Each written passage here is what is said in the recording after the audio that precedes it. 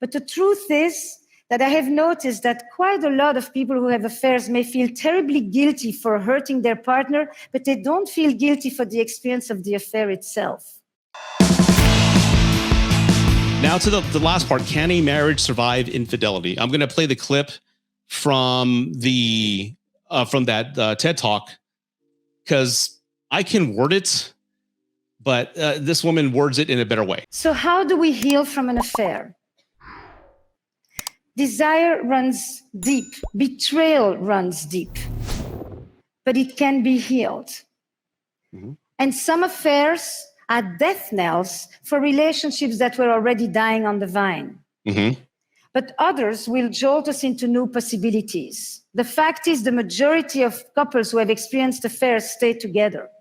But some of them will merely survive, and others will actually be able to turn a crisis into an opportunity. Turn a crisis into an opportunity. Some marriages. That's strong. That's a strong statement. They'll be able to turn this into a generative experience. And I'm actually thinking even more so for the deceived partner, who will often say, you think I didn't want more, but I'm not the one who did it. But now that the affair is exposed, they too get to claim more, and they no longer have to uphold the status quo that may not have been working for them that well either. I've noticed that a lot of couples in the immediate aftermath of an affair, because of this new disorder that may actually lead to a new order, will have depths of conversations with honesty and openness that they haven't had in decades. That's true. And partners who were sexually indifferent find themselves suddenly so lustfully voracious, they don't know where it's coming from. That is true. I've experienced that myself. Like, once the lie is exposed, it's like this barrier's been kind of lifted. And it is true. You start having the most open conversations with your spouse you haven't had in years. It is sad it takes an event like that to happen, but if that barrier had never been placed and those conversations had always been had, maybe that's a way to prevent the act itself. Again, just reinforcing the whole point of being able to talk to each other about anything. Something about the fear of loss will rekindle desire and make way for an entirely new kind of truth.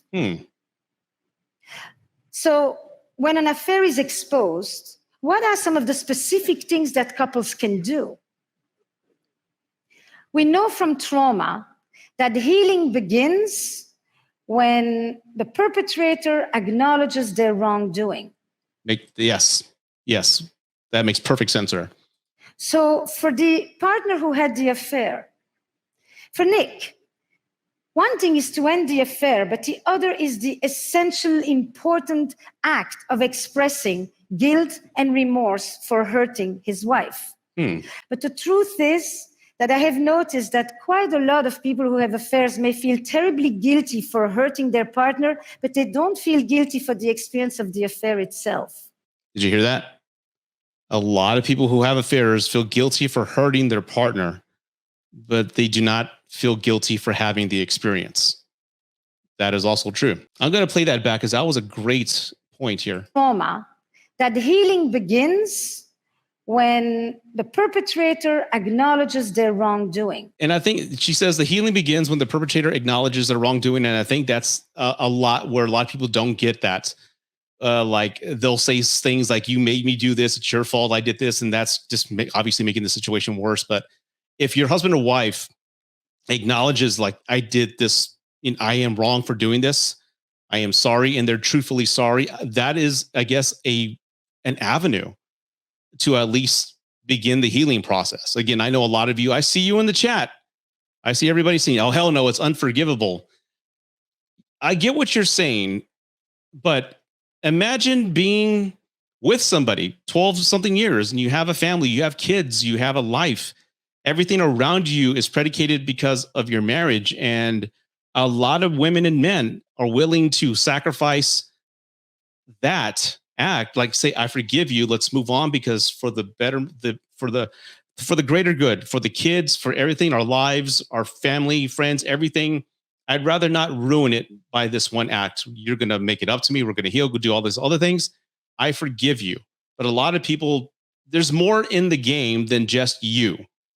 I mean, if you're dating somebody 6 months, yeah, I get that. But I'm talking if you have a life vested with somebody, it's not as easy as like, leave him, girl, leave that motherfucker. You know, get divorced. No, that's the easy out.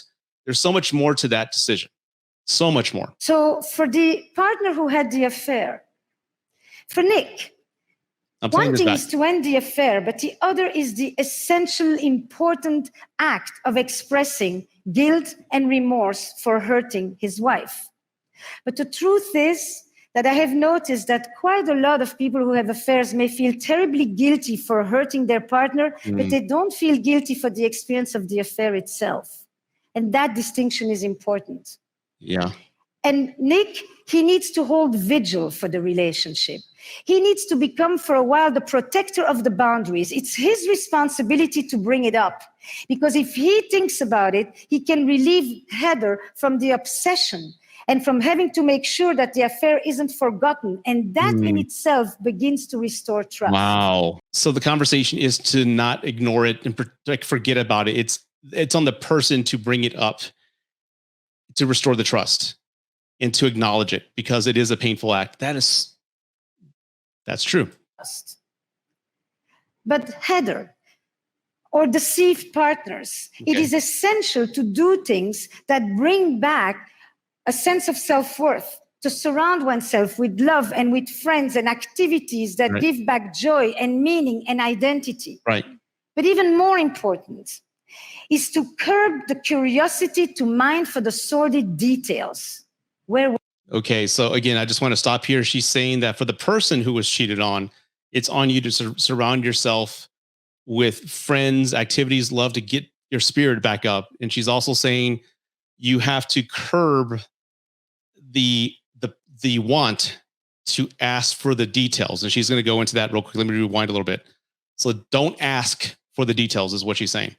Is to curb the curiosity to mine for the sordid details. Where were you? Where did you do it? How often? Is she better than me in bed? Questions that only inflict more pain and keep you awake at night. And instead, switch to what I call the investigative questions. Listen to this. The ones that mine the meaning and the motives. What did this affair mean for you? What were you able to express or experience there that you could no longer do with me? What was it like for you when you came home? What is it about us that you value? Are you pleased this is over? Every affair will redefine a relationship, and every couple will determine what the legacy of the affair will be. But affairs are here to stay, and they're not going away. Yep. And the dilemmas of love and desire, they don't yield just simple answers of black and white and good and bad and victim and perpetrator. Betrayal in a relationship comes in many forms. There are many ways that we betray our partner: with contempt, with neglect, with indifference, with violence. Sexual betrayal is only one way to hurt a partner. In other words, the victim of an affair is not always the victim of the marriage. Oh. And so when a couple comes to me in the aftermath of an affair that has been revealed, I will often tell them this. Today in the West, most of us are going to have 2 or 3 relationships or marriages. And some of us are going to do it with the same person. Your first marriage is over. Would you like to create a second one together?